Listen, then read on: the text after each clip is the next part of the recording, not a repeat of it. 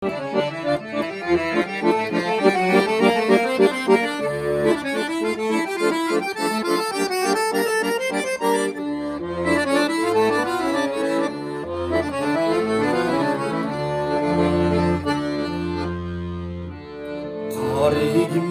caşığımın canlının kança güttüm arasından ayrıldım.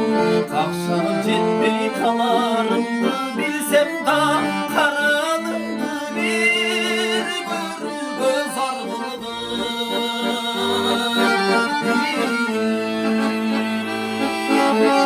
Acırattı bizi mezgili taşlığını kayıp bağancı öptü.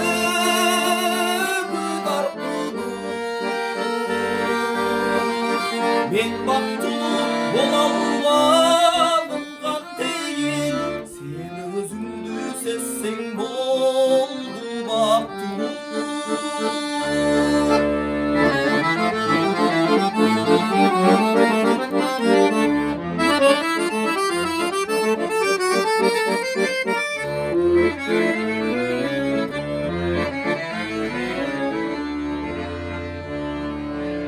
Sağındırgan gülün gözleri baralmay, sayda bir gün soluydu kemanalmay.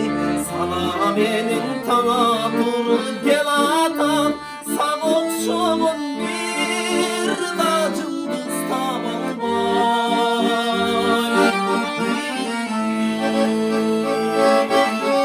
Acırattı bizi mezgir taşlığını kayıp bağancı.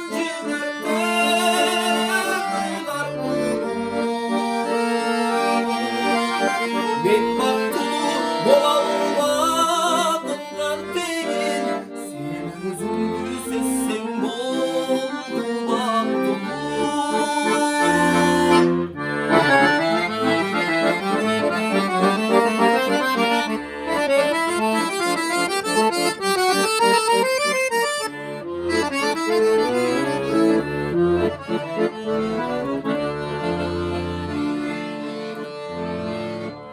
Adam çoktur bunca şunu sübürün, aşıktır nazabına duydum.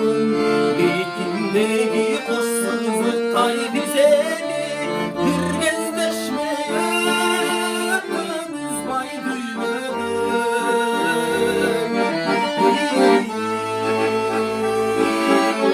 Acırattı bizi mezgir taşlığını kayıp bağancı.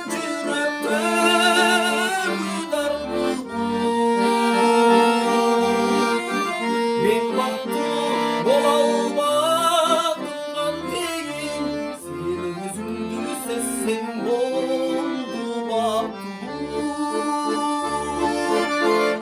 Sen özündü sesin oldu baktım. Sen özündü sesin oldu baktım.